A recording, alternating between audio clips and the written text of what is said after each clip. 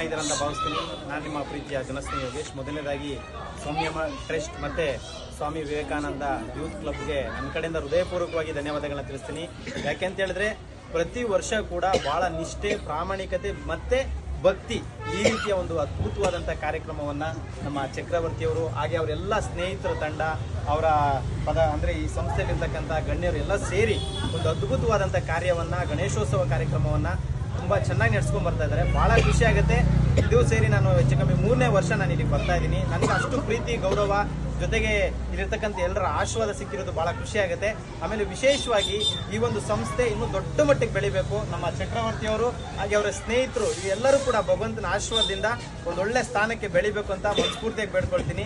ಎಲ್ಲರೂ ಕೂಡ ಅವ್ರ ಪೇಜನ್ನು ಫಾಲೋ ಮಾಡಿ. ಯಾಕೆ ಅಂತ ಹೇಳಿದ್ರೆ ಅವರ ಕನಸು ಹೇಗಿದೆ ಅಂದರೆ ಮುಂದಿನ ದಿನಗಳಲ್ಲಿ ಸಾಕಷ್ಟು ಜನರ ಬಡವರ ಕಣ್ಣೀರು ಒರೆಸಬೇಕು ಅಂತೇಳಿ ಸಾಕಷ್ಟು ಯೋಜನೆಗಳನ್ನ ಹಾಕೊಂಡಿದ್ದಾರೆ. ಸೊ ಅವರಿಗೆ ಭಗವಂತ ಒಳ್ಳೇದು ಮಾಡಲಿ, ಆಯುಷು, ಆರೋಗ್ಯ, ಕೀರ್ತಿ, ಸಂಪತ್ತನ್ನು ಕನಸಲಿ. ಜೊತೆಗೆ ನಮ್ಮ ಬಸವೇಶ್ವರ ನಗರ ಈ ಸುತ್ತಮುತ್ತ ಇರತಕ್ಕಂಥ ಎಲ್ಲ ಜನರ ಪ್ರೀತಿಯಿಂದ ದೊಡ್ಡ ಮಟ್ಟಿಗೆ ಬೆಳೆಯುವಂಥ ಶಕ್ತಿ ಭಗವಂತ ಕಾಣಿಸ್ಲಿ. ಒಳ್ಳೆಯದಾಗಿ ಧನ್ಯವಾದ. Thank you sir. Thank you. ಆಮೇಲೆ ಇಲ್ಲಿ ವಿಶೇಷವಾಗಿ ಎಲ್ರಿಗೂ ಕೂಡ ಭಗವಂತ ಒಳ್ಳೇದು ಮಾಡಲಿ. ಬರೀ ಚಕ್ರವರ್ತಿ ಅಂತಾನೆ ಹೇಳ್ತಾ ಇಲ್ಲ. ಸೊ ನಿಮ್ಮ ಶ್ರಮ ಕೂಡ ತುಂಬಾ ಮುಖ್ಯವಾಗಿ ಬೇಕಾಗಿದೆ ನಮ್ಮ ಚಕ್ರವರ್ತಿ ಅವರಿಗೆ. ಸೊ ಎಲ್ರಿಗೂ ಭಗವಂತ ಒಳ್ಳೇದು ಮಾಡಲಿ. ವಿಶೇಷವಾಗಿ ನನ್ನ ಆತ್ಮೀಯ ಸ್ನೇಹಿತ ಚಕ್ರವರ್ತಿಗೆ ಜಾಸ್ತಿ ಒಳ್ಳೇದು ಮಾಡಲಿ.